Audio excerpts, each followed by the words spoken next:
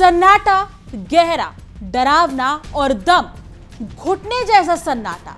रावलकोट की पहाड़ियों पर पसरा ये सन्नाटा किसी सामान्य रात का नहीं, बल्कि ये उस तूफान के आने से पहले की खामोशी थी जो दशकों पुराने झूठ के किले को ढहाने वाला था।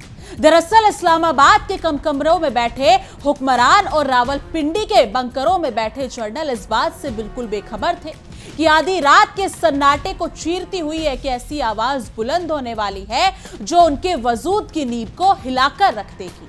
नमस्कार दोस्तों, आप देख रहे हैं ना पाकिस्तान और मैं हूं आपके साथ तान्या त्यागी। बंदूकों के साए और संगीनों की नोक पर लिखे गए इतिहास की मियाद बहुत छोटी होती है।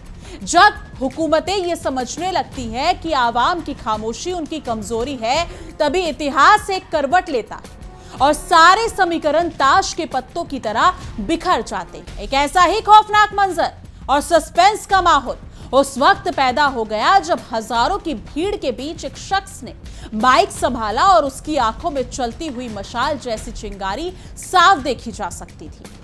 हर तरफ एक अजीब सी घबराहट थी। सुरक्षा बलों की उंगलियां ट्रिगर पर थी और खुफिया तंत्र के कान दीवार से लगे हुए थे। हर कोई ये सोच रहा था कि क्या आज फिर एक आवाज को हमेशा के लिए खामोश कर दिया जाएगा या फिर आज इतिहास का एक नया पन्ना लिख जाएगा। हवा में बारूद की गंध भले ना हो, लेकिन तनातनी इतनी चरम पर थी कि एक छोटी सी चिंगारी भी पूरे खित्ते में बारूद के ढेर की तरह ब्लास्ट कर सकती थी। अचानक वो आवाज गूंजी, एक दहाड़ जिसने शहबाज सरकार की रातों की नींद और दिन का चैन पूरी तरह उड़ाकर रख दिया।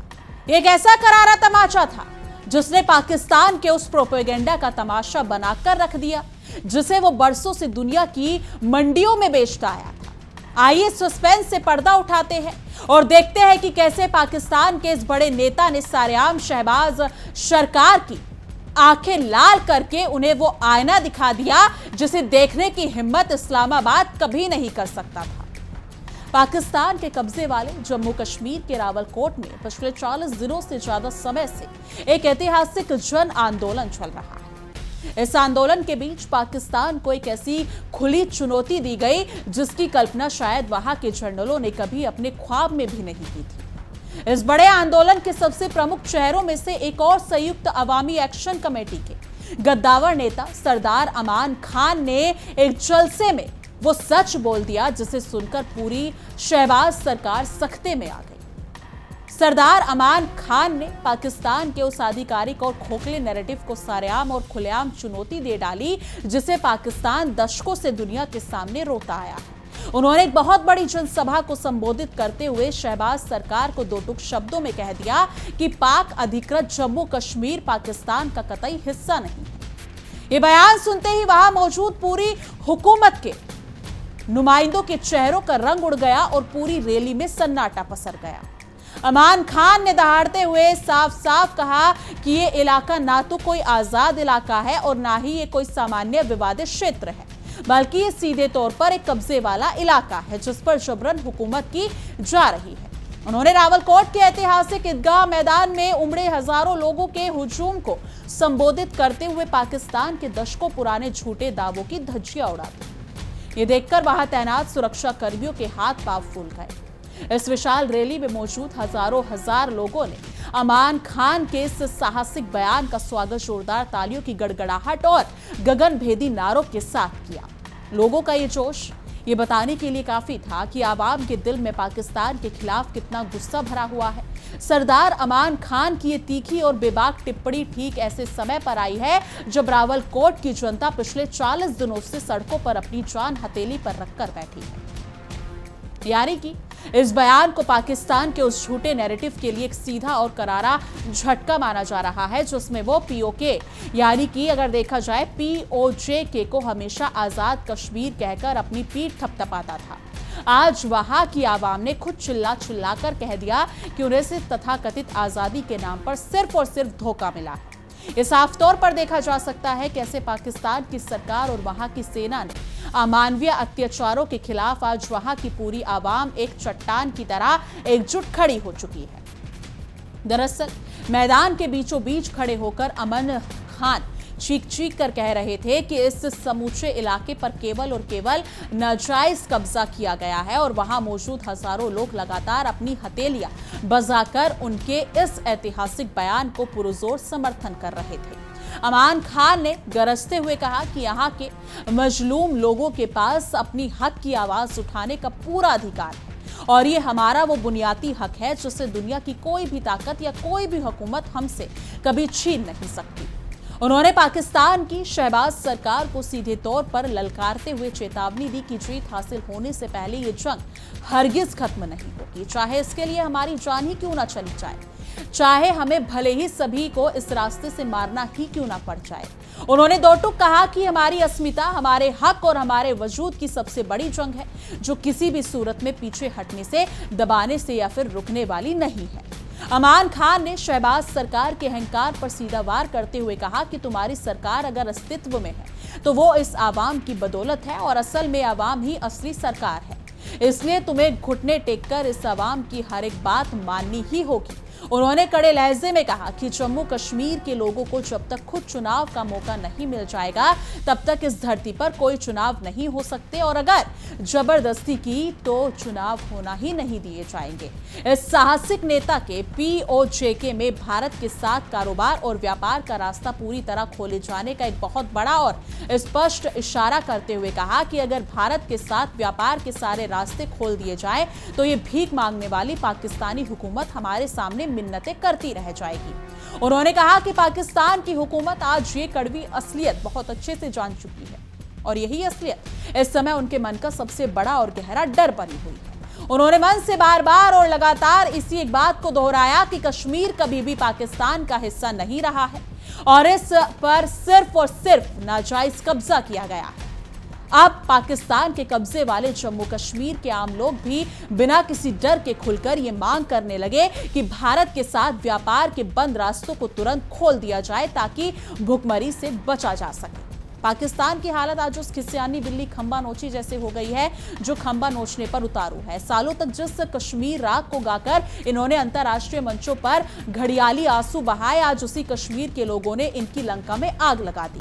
शहबाज शरीफ सरकार जो खुद उधार की बैसाखियों पर टिकी है, वो भला इन भूखे प्यासे और प्रताड़ित लोगों की आवाज को कब तक दबा पाएगी। पाकिस्तान का ये नाटक अब पूरी तरह बेनकाब हो चुका है। पाकिस्तान ने हमेशा से ये सोचा था कि वो बंदूक की नोक पर और महज अगर देखा जाए तो मजहब का चश्मा पहनकर लोगों को बेवकूफ बनाता रहेगा, लेकिन वो भूल गया कि भूखे पेट कभी जिहाद या नफरत की राजनीति नहीं की जा सकती। आज POJK का बच्चा बच्चा ये समझ चुका है कि पाकिस्तान उनके लिए कोई हमदर्द नहीं बल्कि एक ऐसा परजीवी है जिसका हक मारकर खुद पल रहा है। इसलिए आज वहां का आवाम आर पार की लड़ाई के मूड में आ चुका है। इस पूरे मामले में अगर हम गौर करें तो पाकिस्तान की छटपटाहट साफ देखी जा सकती है। चोर की दाढ़ी में तिनका होना किसे कहते हैं, या शहबाज शरीफ के चेहरों को देखकर समझा जा सकता है। व्यापार के रास्ते खोलने की बात सुनते ही इस्लामाबाद के हुक्मरानों के पेट में मरोड़े होने लगते हैं, क्योंकि उन्हें पता है कि जिस दिन भारत के साथ रिश्तों की ढील मिली उस दिन इनकी नफरत की दुकान हमेशा के लिए ताला लटक जाएगा। खैर, अब पानी सिर से ऊपर निकल चुका है और रावलकोट की इस ऐतिहासिक जनसभा ने साबित कर दिया है कि जुर्म की टहनी कभी फलती नहीं और नाव कागज की कभी चलती नहीं। अमान खान ने शहबाज सरकार से दुखती रग पर हाथ रख दिया। अब देखना ये होगा चारों तरफ से घिरी और कंगाली की कगार पर खड़ी ये पाकिस्तानी हुकूमत इन जन सैलाब के सामने कब तक अपनी झूठी अकड़ बनाए रखती है या फिर हमेशा की तरह घुटने टेकने पर मजबूर हो जाती है। पाकिस्तान के छटपटाहट के पीछे एक और बड़ी वजह है, वो ये कि इस्लामाबाद ने हमेशा अपने आकाओं के इशारों पर नाचने की आदत डाल रखी है।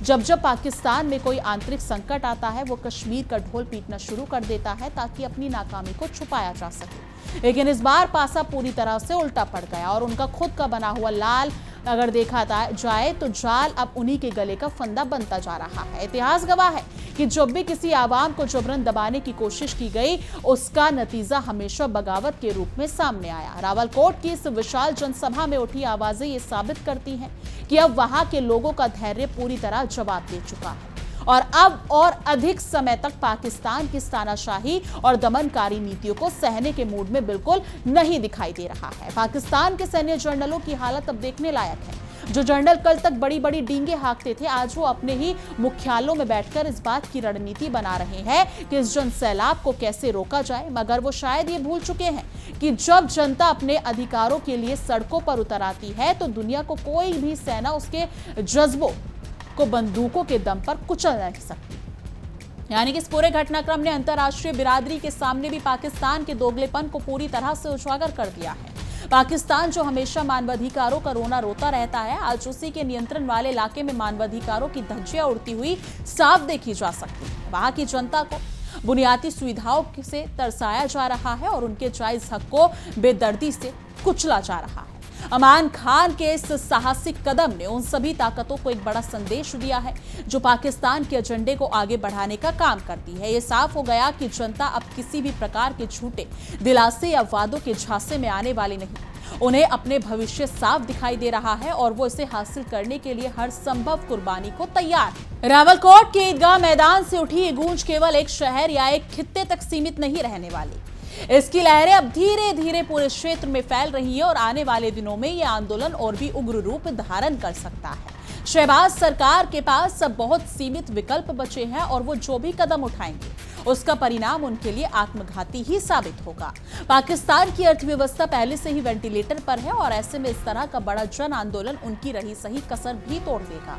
जब देश के भीतर ही स्थिरता नहीं होगी तो कोई भी बाहरी ताकत या संस्था उन्हें इस आर्थिक संकट से उभारने के लिए आगे नहीं आएगी। पाकिस्तान के लिए एक ऐसा आत्मघाती मोड़ है जिससे वापसी का रास्ता बेहद कठिन नजर आता है। व्यापारिक रास्ते खोलने की मांग ने पाकिस्तान के सबसे बड़े डर को उजागर कर दिया। उन्हें मालूम है कि यदि भारत के साथ व्यापार शुरू होता है तो वहां की जनता को यह समझ आ जाएगा कि तरक्की और खुशहाली का असली रास्ता किस तरफ जाता है। यही कारण है कि वो इस रास्ते को बंद रखने के लिए हर संभव हथकंडा अपना रहे हैं, भले ही इसके लिए उनकी अपनी जनता को भूखे मरना पड़े। इस जन आंदोलन ने पाकिस्तान के उस खोखले राष्ट्रवाद की पोल खोलकर रख दी जो केवल नफरत की बुनियादी पर खड़ा किया जा रहा है। आवाम अब ये जान चुकी है कि नफरत से पेट नहीं भरता और ना ही इससे बच्चों का भविष्य संवरता है।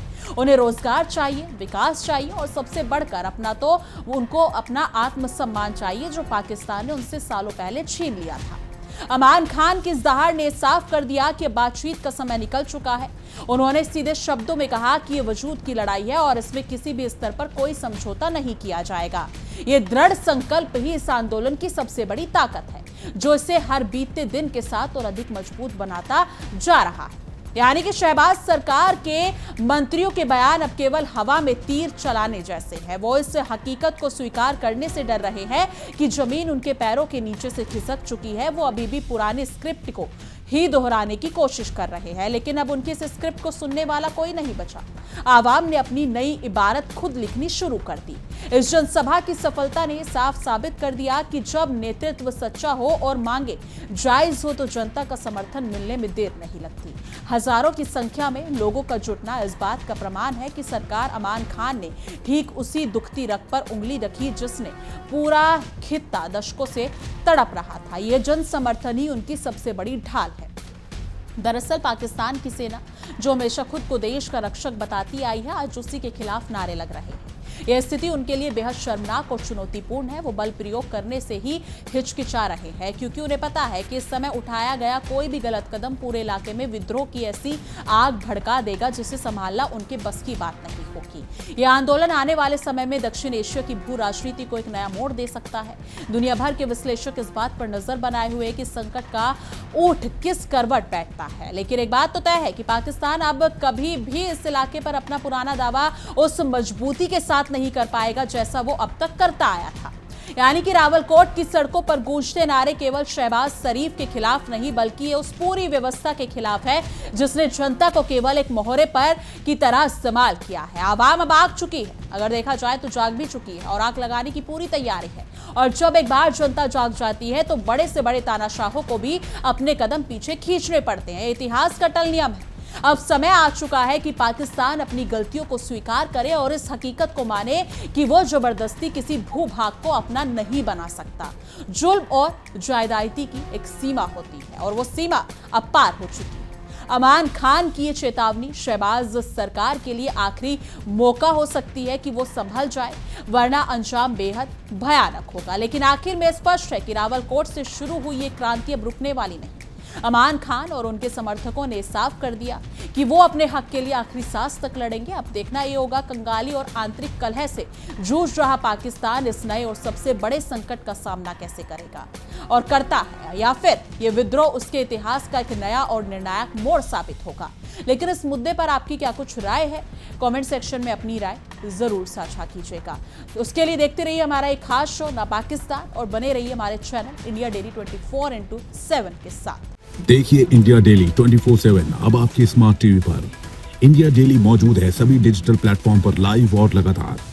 इंडिया डेली 24/7 हर दिन राष्ट्र को समर्पित।